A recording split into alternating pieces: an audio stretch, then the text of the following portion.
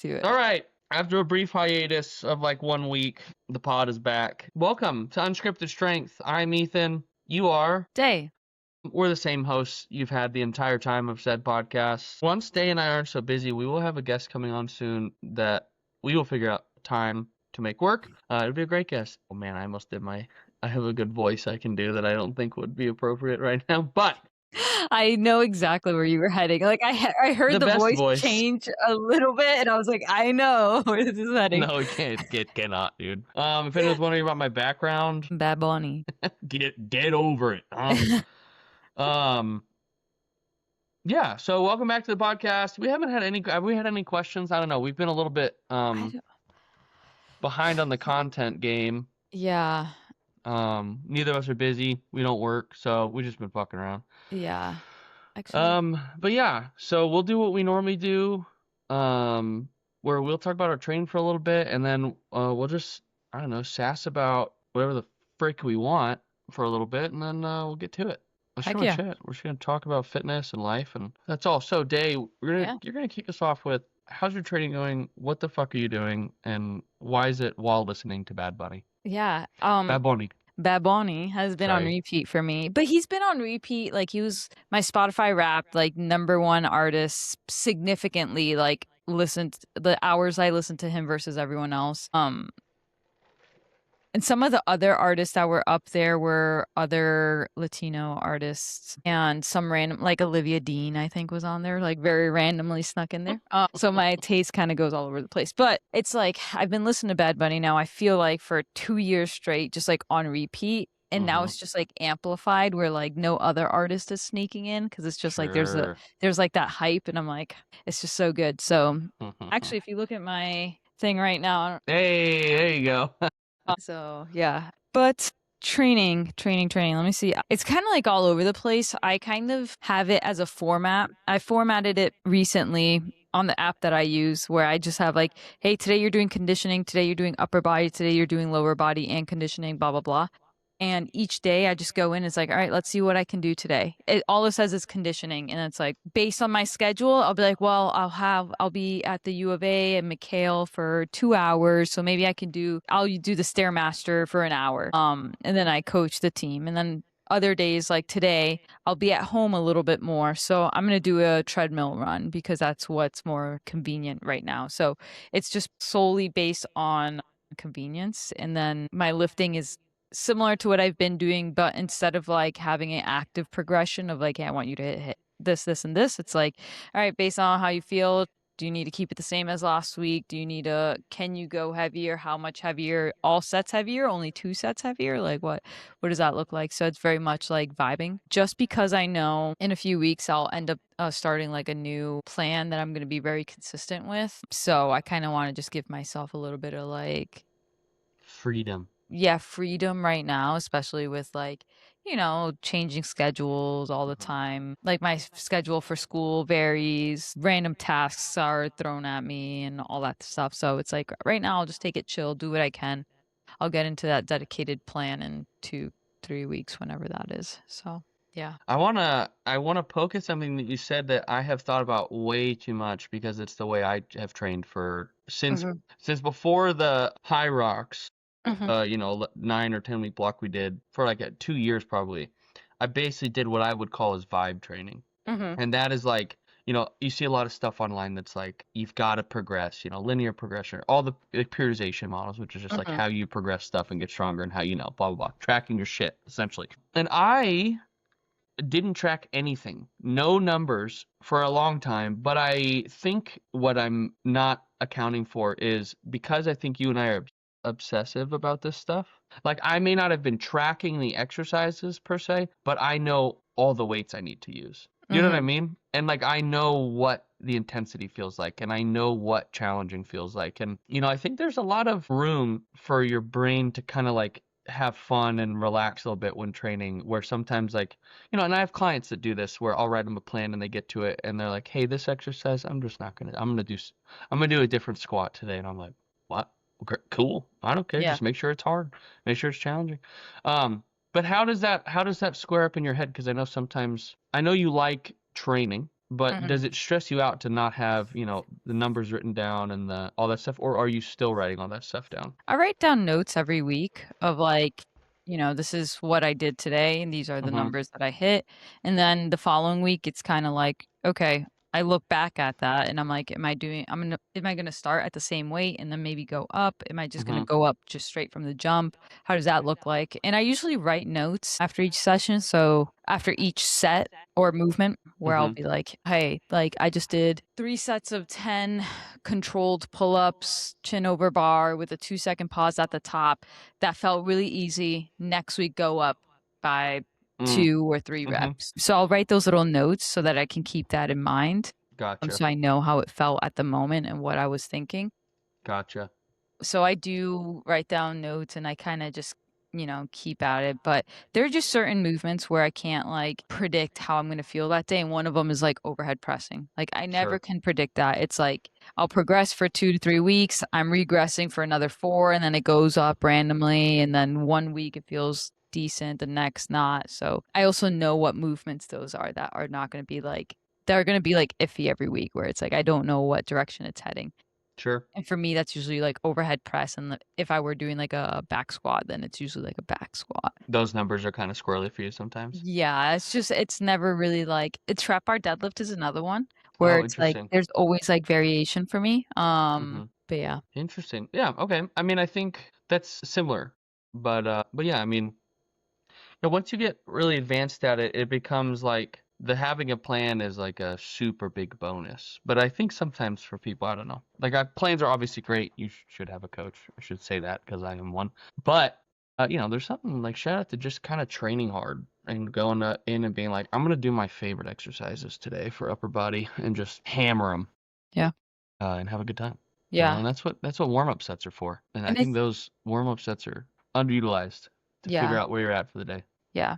And I did for a period of time do like a conjugate training style method. And I want to say it was like 6-ish months of doing that style of Mm, training. So like half a year. And I really liked it because when you do like your max effort days, it'll just be like, hey, you're doing a 3 rep max of a close grip bench, right? mm-hmm. And so that day, that 3 rep max may be like feeling good or another it may not feel good, but whatever, you're building a 3 rep max for that specific day. And so there's like kind of that like hidden auto regulation in there. And then the next week your max effort upper body day, it's like, okay, you're building a 2 rep max now for a football bar or Swiss bar, whatever people call it, bench instead. So now it's like a whole different grip, a whole different variation of that same movement. So I Mm-hmm. always like that. Because every day, every week, it's like, okay, like what is it going to be this week? And like, how am I going to feel? And then some weeks you're hitting like crazy PRs and it feels good. And other weeks you just don't have it. And that's fine. Yeah. Yeah, and then obscure things like what's your Swiss bar 2 rep max. Yeah. Yeah. It's like you have these like crazy like numbers written down and you're like, man, I Yeah. never thought I would know this weird piece of information, but I know now. Now I fucking know it. Yeah. Well, fun. What are you barking at, doggy? Oh boy. Sorry, it's not Bad Bunny. Bad Bunny is not Yeah. I thought barking you at were me. talking Though I about wish money. he was. He's not. My dog is. I also want to say Bad Bunny just because it sounds funny, and I have had like 5 Instagram reels come across. It's there's my dog. You see him walking? Yeah. He's. Hey, buddy.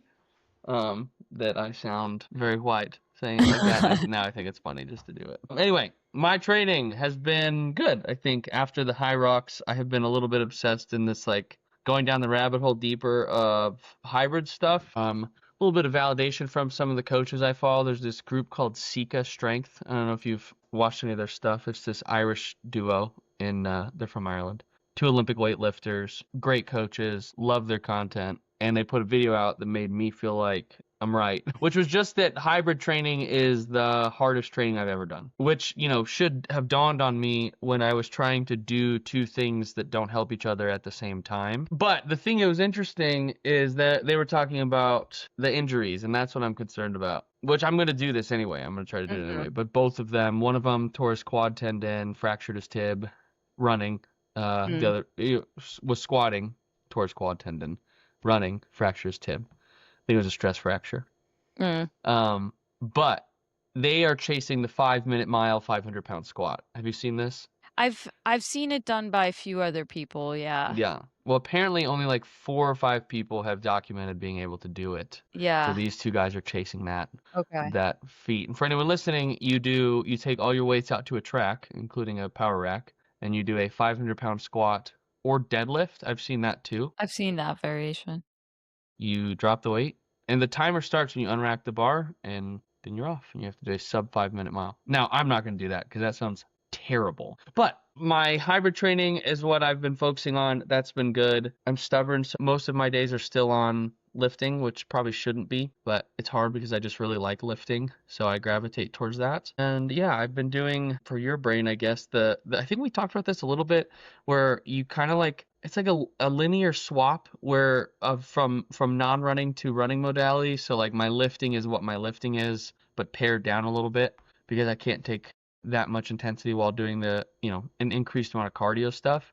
But my Hmm. cardio stuff right now, my zone 2 stuff is primarily off my feet work. So I'm not running Okay. so that I can build Yeah. my cardio base while I'm not having a strong cardio system because cardio or running is probably the hardest of the modalities on your body. Like rowing, skiing, Yeah. swimming, biking, just because of the reduced ambulatory need, the reduced body weight load. It's just the hardest.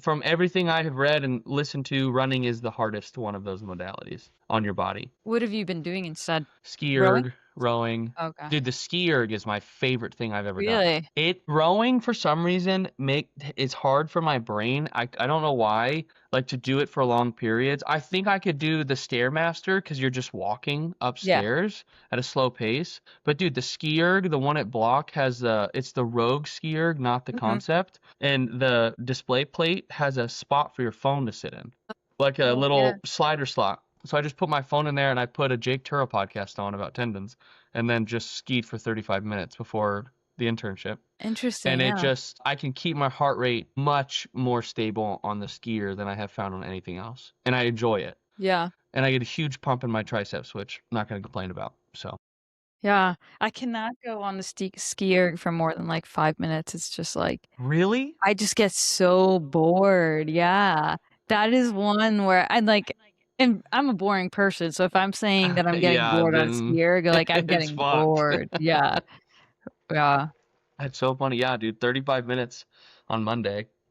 Um, as I told you, my brain decided to melt itself yesterday and I didn't do anything. But today, after this podcast, I'm going to go work out and I'm going to force myself to do consistent, steady state cardio and not lift, even though I want to only lift. Yeah.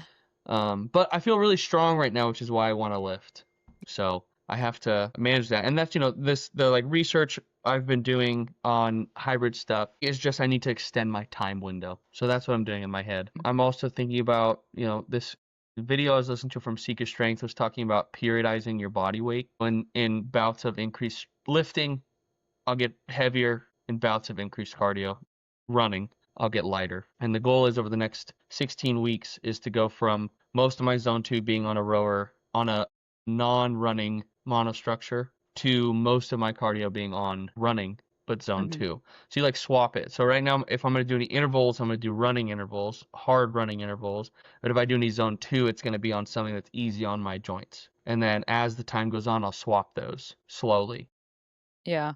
to build up time on my feet. So it gives your feet more time to acclimate to running. And then as I swap those, my lifting comes down, my weight comes down, and my running picks up. So that's the goal. I'm like 215 right now. I'll try to drop down to like 205.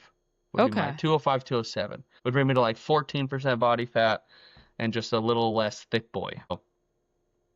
That's the Yeah. goal, dude. That's the training goal. No, that's awesome. Yeah. So it's kind of like you're in a like off season type training, just like building the heart and Yeah. then transitioning out of that to go into the modality. Because I think for you, I think one thing is like you get like when you're running and let's say you don't have the cardio yet to run for long distances, like you're going to get injured either because you're structurally not prepared or because you're running under fatigue. Your form just like goes out the window when you're running under fatigue, and then that's what like it increases your risk. And I think that's the case with you because I don't think you're Mm-hmm. structurally not there. Like you're strong enough, you have all that prereq strength that you need. Now Yeah. it's like, okay, you're kind of getting like the management of like the fatigue, so that when you run, you're not getting as fatigued and you keep your everything in place the way it should and move more efficiently and effectively and prevent any injuries. That's the way Yeah. to do it. Yeah. Yeah, and apparently 5 kilos can significantly change your running economy. Yeah. Who Yeah. knew? Who knew 11 pounds? Yeah. So That's that's the crazy. plan. This guy that did the video is like maybe an inch or so taller than me, and I think he's 100 kilos. I'm like 96. Okay. So very similar frame of a person talking, and that's what he's doing is a 5 kilo periodization of his body weight for running versus lifting, and see if that helps. But that means I have to control my diet, and that's lame. No one likes to do that. No, dude. Well, it's not terrible. It's just like, lame. Yeah. Just Lame. another thing to do. Yeah. Yeah, to think about. But that's Yeah. it. That's my training. It's probably the most in tune I've been with my training in a while since the High Rocks. And I will say, I think after finishing the High Rocks, I definitely have brought some good vibes to the training. Like, it's been way more fun for me Yeah. to train because we did that thing, and we finished it. And then I was like, okay, I can get way better at running. And then this High Rocks will be like way easier, Yeah. like way, way, way easier. Yeah, for sure. I Because you think that's were normal and I died. I gotta catch up, dude. no, I think that's a good thing about doing I don't know, doing not even like competitions, but events or something, because then you get to see like one where your weaknesses are, but you also see Hmm. other, not that you should be comparing yourself to other people, but then you see other people and you're like, oh, like that's what it looks like. They must have been training consistently. That's where you get. So it's like, okay, cool. Like I kind of want to do that too. Hmm. And I think that's where like those CrossFit documentaries that we've mentioned Oh several God, times, dude. that's why they were so good is because like people watch it and it's like, yeah, you're not going to probably be at the same level as Tia Claire Toomey or any of those athletes. Most likely people watching it will not get to those levels, but it's like, oh cool, like if I train I could do something maybe not as great as them, but like Hmm. super intense and like that. And I think I know when I watched it, I was like, okay, I'm gonna do CrossFit for a little bit because like I kind of want to do those things and training will get me there. And then like, you train and you get there. And it's kind of cool. I have some videos like on my phone that I have saved from like when I started and like starting Olympic lifting, starting with like being inverted handstands and all that. And it's like so cool to see. And then like so cool to see like what I ended up getting to after like months and months and years of like consistent training. Yeah.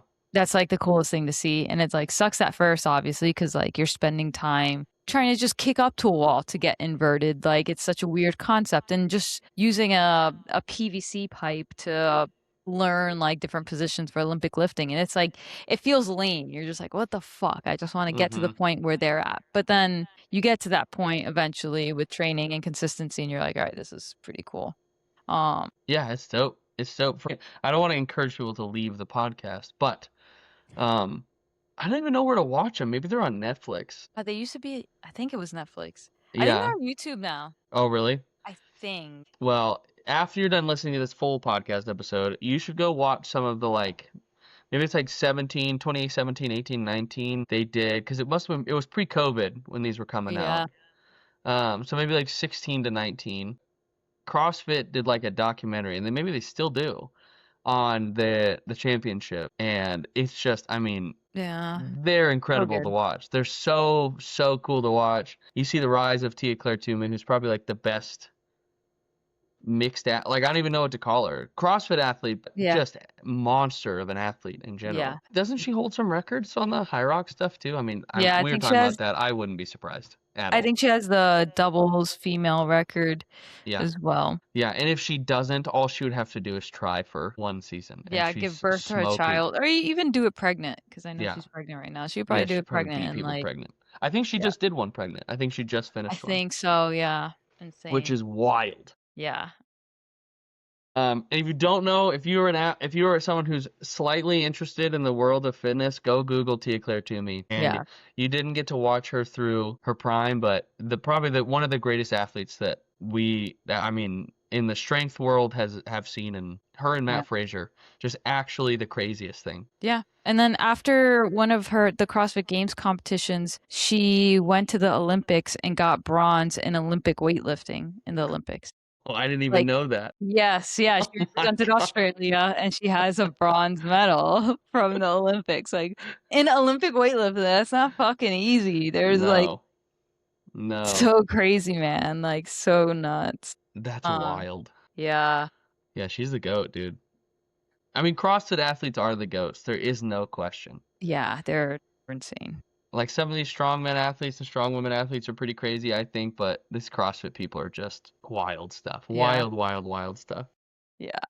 I think it's those athletes who like to, or those people, athletes or not, who just like to work, you know? And you see it like in the gym Mhm. at Block and you see it at the U of A. Like I think a lot of people have this like misconception that like athletes, especially at like a college level, professional level, like any type of work. They're just like that they love the weight room or whatever. Like whatever gets them better at their sport or their sport in general, they love it. And like that's not the case. Like there are a lot of athletes I work with who look fucking miserable when they step into the weight room. And I could just see it in their eyes. And I'm like, you fucking hate it here. I could feel it. Like so, but nonetheless, there are those who hate it and who don't try, and then those who don't like it but they still give effort because they're just like hard workers, and then there's people who like it and work hard and vice versa and all that, all these different buckets. But it's like I think the most fun thing is working with people whether they like it or not, the ones who work hard regardless, because Mhm. yeah, it's just fun because you're gonna see the most improvement and all that, and it's not a common thing, like as much as everyone thinks that it's like if you're working with an athlete they're gonna love it, and it's like no, it's not a common thing when you find someone who loves it and who works really hard in it. And it's the same, I think it's like the same percentage, I would say, as like a gym, right? Like working at Block, like the people who love it and work hard, and it's like the same percentage of athletes, even though it's Love it and work completely hard. different like population. Yeah, it's still the same number of people. They just happen to be good at a sport. Yeah. That's interesting. Dude, I don't know. Okay, on a count of three, we're gonna say what we think the percentage of people who love it and work hard, or who just work hard, who are like, Work hard. Okay. yeah, just hard workers of the people that you interact with. Okay. Give you a second to think. Overall or just in the weight room? In the weight room. In the weight room? Okay. Yeah, in the weight room. Because Okay. I'm talking like all the people that come to Block and that I've interacted with at Block. Okay. Of people who just come in and that's combining people who are like, "Hey, I want you to crush my soul. Like I want to Yeah. do this." And people who, like you said, don't maybe love it but just work hard. Yeah. Okay? Okay. I've got a number and I feel bad about it. I'm Okay, curious. I think mine's gonna be higher than yours, but okay. I feel like I'm being fucking gracious with this number too. Okay, 3, 2, 1, 20%. 20%. Oh, okay, Oh, perfect. hey, we're in the same. Okay, yeah. I would say 20%. Yeah, I was at Yeah. 15 and I was like, maybe it's more than that. Yeah. Yeah, 20%. Max. Yeah. Max 20%. Everyone else hates it. For sure. I have, man, there's one diver that I work with. You would love him. The dude is a freak of nature. Absolutely freaking. He's a diver too, right? Mhm. So, like, freak of nature in the weight room. Like, he's on the shorter side, is just built like a tank. And this dude, like, works hard. And it's like, I see him and I'm like, okay, that is, like, we're talking about athletes who work hard.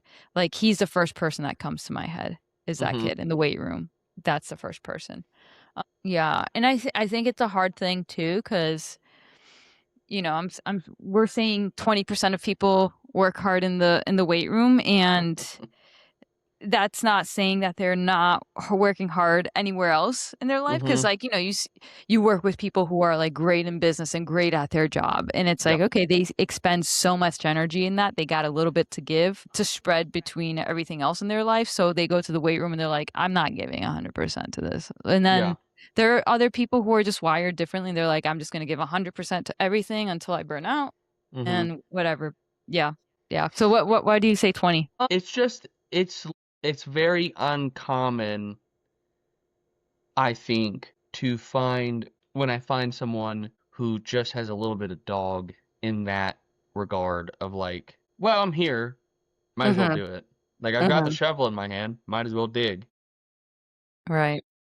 And I don't, like you were saying, there's a lot of reasons for that. I'm not saying people are lazy. I just think, it's just not the priority for some people, and they don't get the enjoyment out of it, and they don't see the benefit the way that others do, or they don't have the like sick, I want to see how hard I could push myself. Like, there's a lot of reasons why people work really hard. Mhm. And yeah, it's just Like if I went through all 80 of my clients that I write programs for right now, I bet it's only 20%.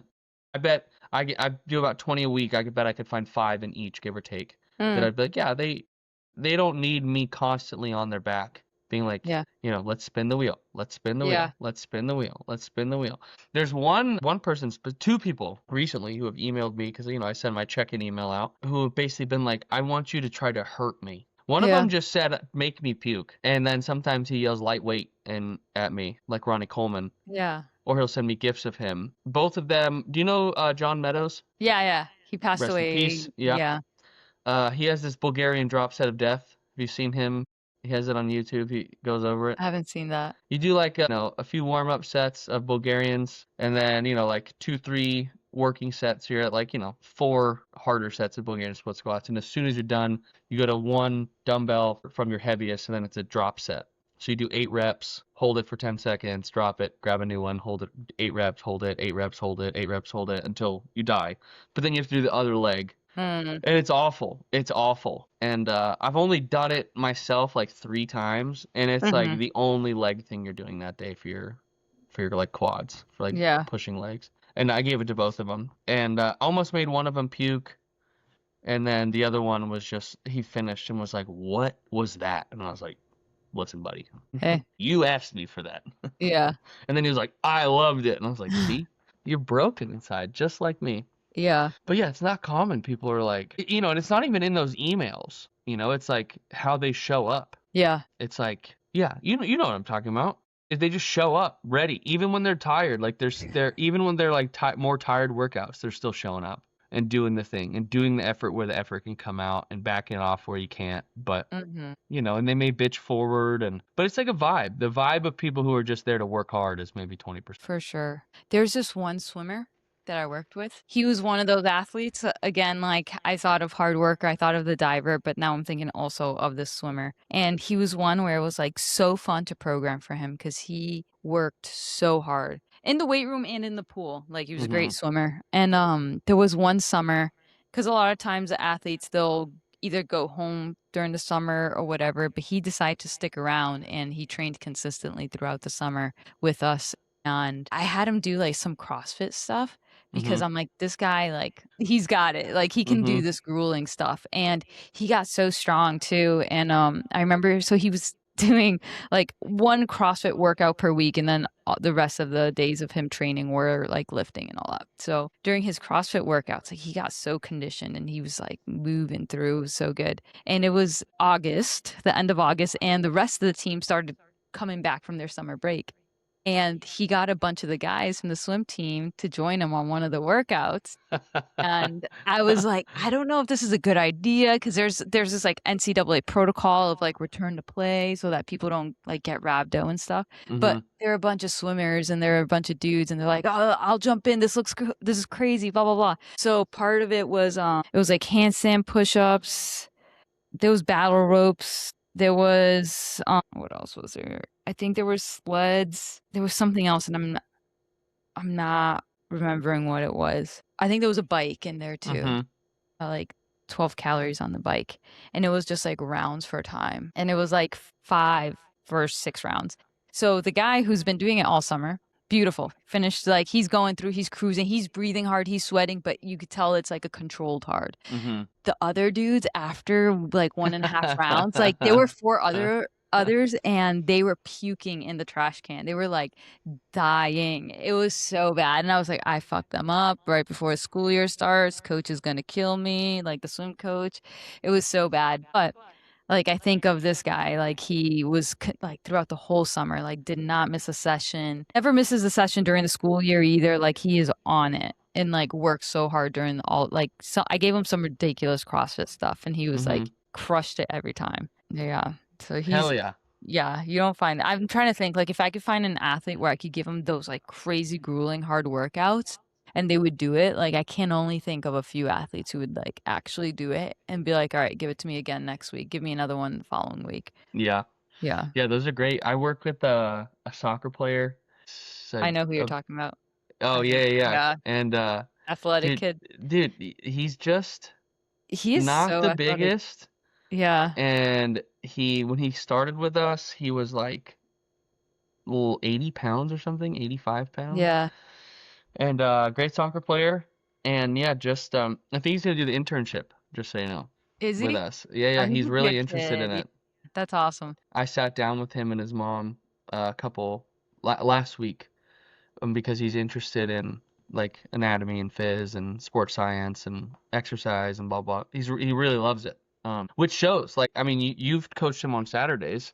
He's Yeah. just like, in the 3 years I've worked with them, there was a moment like a year and maybe a year ago where I was like, I'm gonna try to get him to complain, Mhm. and he was like, I'm gonna be fine. Like, Yeah. you won't make it happen. Because I'd be like, dude, you just like, you do the thing I asked you to do. You work hard, like you put Yeah. weight on the bar, you try, like you can see in his face sometimes like it's a 9 RPE, like he's really sending it home. Yeah. And he plays year-round soccer, like club and school, so he's always playing soccer. Yeah. And I gave him, like, we kept going back and forth, and I'm like, dude, I just like give this kid the craziest shit, and he just will do it. Like, I gave him like the Chaldeet style, end range, like 3-minute isometrics, loaded isometrics, Mhm. and like lunges, Mhm. and he just held them with weight for 3 minutes, and like, I mean, like sweating, and then Yeah. would finish and be like, that was fun. That was sick. Yeah. That was hard. So I was like, I gotta get him. Like, he's now making me mad because I can't get him. Yeah. So I gave him like 200 feet of Zercher lunges, and that was what cracked him. Really? Yeah, yeah, he finished that and was like, "What are you doing?" And I was like, "You kind of started this, to be honest. Yeah. I gave you Yeah. something crazy because I could not get you to break." And he was like, Right. "Yeah, I hated those." And I was like, "Yeah, I would too. If someone gave me 200 feet of Zercher lunges, I'd be like, no, I'm not doing that. That's insane." But I've given him like 2-minute wall sits with like his body weight, and yeah, I've just given him a bunch of stuff for, Yeah. for reasons. Like, I'm programming them smart, but I'm also like, what can he withstand? Like, cause he likes doing it, So now I'm trying to marry this, like, keeping him athletic and moving well and his tendons happy, and also he likes to dig deep. Mm. And he really enjoys hard workouts. And yeah, I mean, he hits them every time. So, and it's so fun to, every time he's there, I'm so stoked. So I'm like, all right, let's Yeah. see what he's got. And every time, he'll be like, I'm like watching his weights when I'm programming for him, but then he'll do stuff when I'm there. And I'm like, dude, there's no, how are you squatting this now? And he's like, oh, it's just him. I'm like, all right, sick, dude. That's awesome. Yeah. I So, think it's always fun coaching people like that and like finding that limit. I think you need to with them because it's like you need to know because like the last thing they want to do and the last thing you want to do as a coach is to underload them. mm-hmm. Like, because they enjoy it so much. Like, they enjoy doing all the stuff. And it's like, you don't want to, sometimes, like, there is a rational, like, well, load management and stuff. But sometimes it's like, Yeah. well, fuck, like, these people want to work hard and they can handle it. And it's like, you got to find what their limit is because, like, it is kind of far out. And I think that's a good thing to do as a coach for yourself, too, is like find your limit and work super fucking hard so that you know how that feels like. I think that's one of my biggest pet peeves is when, like, a strength coach or any coach hasn't like done that for themselves because it's like how are you going to tell people preach like hard work and all that and when you get someone like this like how are you going to approach that are you going to always train them soft like Mm-hmm. I get like some people need to be coddled a little bit more and you have to be kind of careful for other people and there's like a careful balance but when these people you have people who have like no fucking like signal in their brain to stop and they just want to keep going like you got to like carefully handle that Yeah. appropriately. Like find their limit, if also like stimulate them in a way where it's like they're gonna be like, yeah, this is awesome, like, and get them. So For yeah. sure. I mean, that was part of why I started running, was because I was like having a hard time squaring away some things where I would, you know, I work with a lot of like marathon runners, triathlon athletes, Ironman people at Block. Like, I write their programs and I work with them and like, taper them for their races, and, but I have no business in the endurance world, personally. And, they'd be like, well, Ethan, you just like, get like, my legs are so tired. Like, the thing, my legs are tired. I have to run. Mhm. I'm not going to go heavy. And there was these, that's when I started picking up on all this hybrid stuff and was like, okay, I have to feel what this feels like and see what the outcome is on the other side, because these people aren't trusting me, rightfully so. Mhm. So now I know I know what it feels like to lift a little heavier. I mean, these people I'm training are not doing the hybrid stuff. They're not doing like a true powerlifting block and trying to do cardio on top of it or run or whatever. They're doing like 2 days a week of strength training, lower absolute loads, etc. But still being able to look at them and be like, hey, this isn't like a theoretical thing. I know what it feels like right now, but as we get through this like next two training blocks, these 8 weeks, 12 weeks, and we get closer to your race, we're going to pull back on the lifting and you're going to feel like a rock star. Like you're going to feel incredible. And then I can be like, I know because I've done it. And it feels terrible while you're doing it, but you come out of it feeling super strong and super like there's times when I'm doing a run, not like a 9 minute pace where obviously I can get injured, but I'm like, I feel like my legs are so strong that this feels like it's more on my lungs than my legs. You know what I'm saying? Like, Yeah. I just think if people, runners were much stronger, their risk of injury is not as high because, like you were saying, they're much more stable. Like, I've Mm-hmm. got all the prerequisite strength to run. I just need the cardio. And that's what the runners I've worked with have said. And I'm sure you see this in the triathlon people. Like, there's obviously a balance when you're doing stuff like that, but I don't know. I had to figure out, like, okay, what does it feel like to lift heavy and run at the same time? Because I'm asking these people to get stronger, 2 days a week, work on this. I got to Yeah. know what it feels like. I can't just sit there and be like, oh no, in theory, this should work.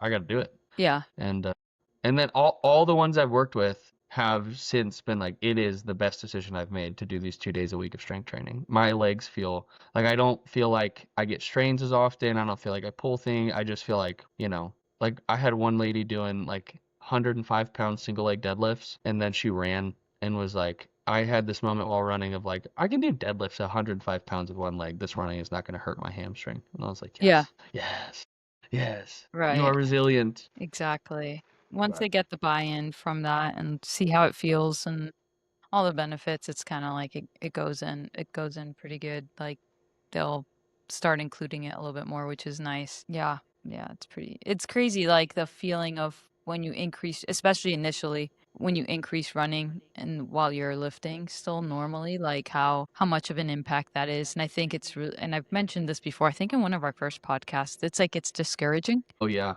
It's like you're going through this phase and you're like, well, I'm getting weaker. And the underlying cause here that's pretty obvious is that I've added running. So why the fuck would I add running? And it's like, well, you're going through like your body's adapting to this new stimulus and you're going through this phase where you're going to have to get accustomed to it. Like you'll get there. And I'm sure like runners see the same thing. If they start including strength training, they're like, okay, now I'm sore all the time. My quality runs are no longer quality. So why would I keep doing this? And it's like, yeah, please just be patient. I swear it Yeah. works. It's hard to convince people, but do you get the comments? Because I know you work with a lot of runners and triathletes, Ironman, mostly women, correct? hmm Do you get the bulky comment or like, oh, hey, I want to do more like band stuff instead of weights or Um, no, I try to get ahead of that.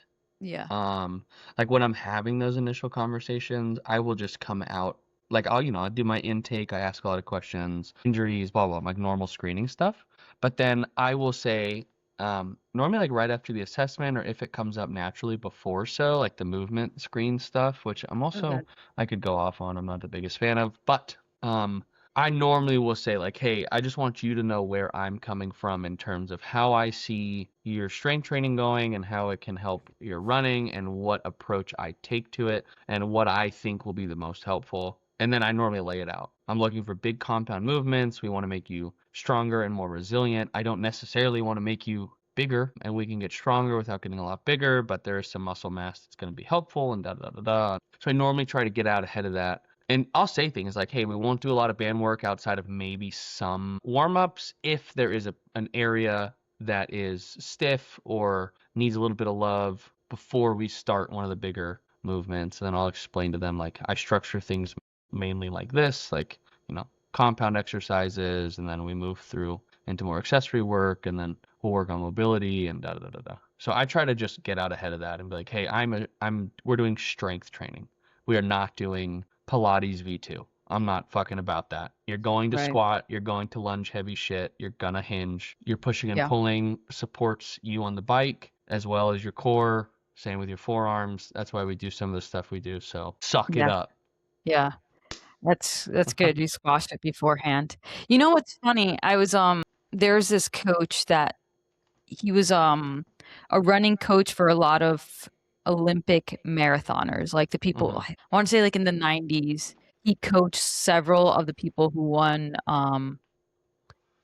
gold medals in like the distance races in the Mm-hmm. 90s. I forgot what year, but he was their running coach. So, anyways, he's like a running coach, specifically looking at like the biomechanics side of things. And he knows a lot about strength. He's older. He knows a lot about like strength training and all that stuff. So, he comes to visit every so often at the U of A to Oh, work cool. with the triathlon coach and like, Mm-hmm. because they've worked together and he kind of looks at the athletes and he gives the coach his insight, like, oh, look at the way his pelvis is moving, look at the upper body, blah, blah, blah.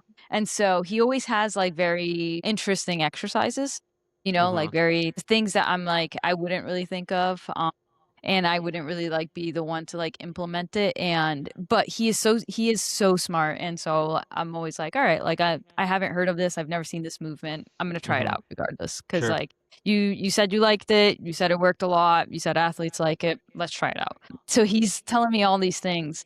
So talking to him, you would think that he is the type of coach that says, hey, like keep it light, keep it like, bands and all this stuff. High And then reps. Yeah, yeah. yeah, and so I thought that's what he was gonna like. I thought that's what like his style was, and I'm sure like any other athlete who's seen him, like any of the triathletes at the U of A have seen him and worked with them, would say like that's his style. But at the end of talking to him for a few hours, he's like, "But you still like." He ended it with like, "You still gotta like." Deadlift heavy, like you need to get athletes to deadlift, like tell them to give you a max rep of 8 and hope that they get fail at number 6, so you see how heavy they get. And like that's how he ended it, was like, Dog. you still gotta like do all the heavy stuff. I hope you know Mm-hmm. that. Oh, like it was Mm-hmm. like, hey, like don't get me wrong, you're still doing all that stuff. And it was funny because I didn't ask it. He just like that's just how he ended everything. And it was great because I was like, okay, because I was getting kind of like a different message. Mm-hmm.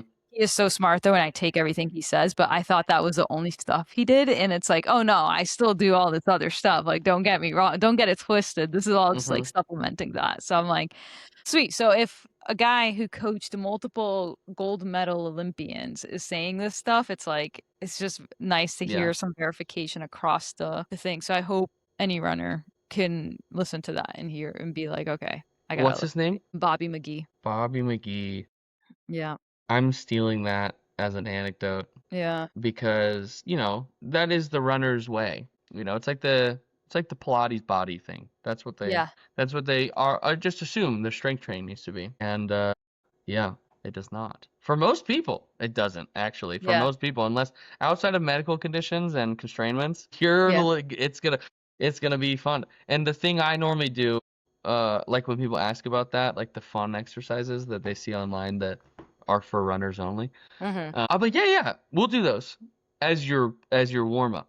And they're like, well, Yeah. what's the main stuff? I'm like, oh, you're doing a working. You'll work up to a few working sets of RDLs, and they're like, Yeah. but what that stuff? I'm like, yeah, it's great, cool. Yeah. It's in the cool down. We'll do Yeah. that then. Or And they're like, like well, what I'll else are we doing? I'm like, we're doing a 5 RM reverse lunge with a Hatfield with a safety bar. And they're like, yeah. okay. And I'm like, great, I'll throw it Yeah. in. That's not the main thing you're doing. Right. What were you gonna say? Yeah, no, I'll put in like things in like superset while they're resting after like a heavy set of trap bar. It's like heavy set of trap bar. Okay, for rest we'll do this banded thing or this Yeah, whatever thing. hip lift clamshells with a contralateral reach. Yeah. There you Which go. like they have their place, I get Mhm. it. A lot of my deficiencies come from not doing those things. Mhm. So I'm not gonna sit here and be like, oh, we don't need to do those things. Like Absolutely.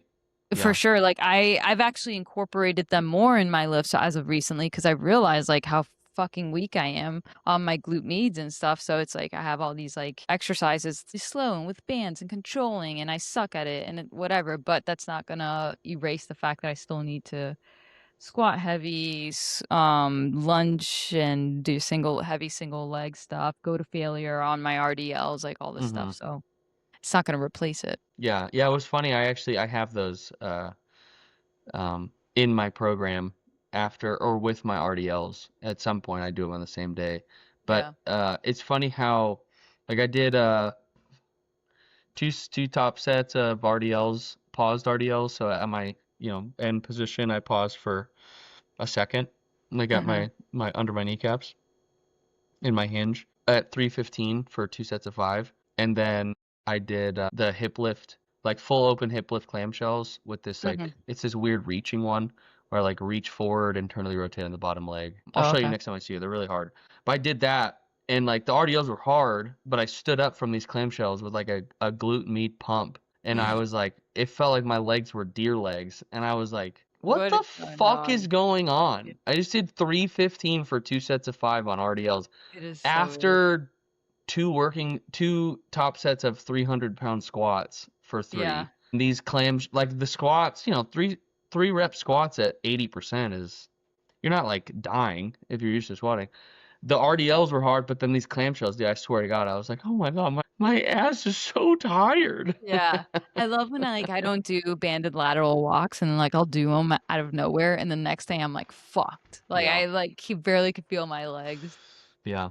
That's always Yeah. funny because that's the one that gets me. Yeah, but anyone listening to that conversation, the thing that drives the stimulus in the biggest direction is the compound movements. It's the little stuff that kind of helps keep the puzzle pieces sometimes glued together. You don't always have to do them. I think most people do probably have a glute med deficiency, but that's why I do heavy lunges. And those help a lot. Heavy lunges are miserable. Yeah. And I don't mean 20s, and neither does they. Yeah. We're not doing lunges with 20 pounds. Yeah, Okay? we're not. No, I'm trying to die.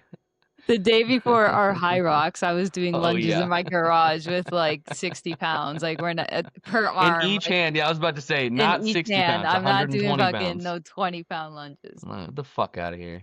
Day and I don't treat lunges like an accessory, a Yeah. burnout accessory. No, I'm seeing if I can punch my kneecap through the floor Yeah. on accident. Exactly. I want.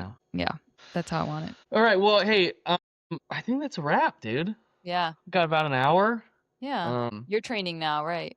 I will, yeah. Unless So Kate am and I are I. doing something, but I don't remember. I don't think we are. I'm looking for my phone.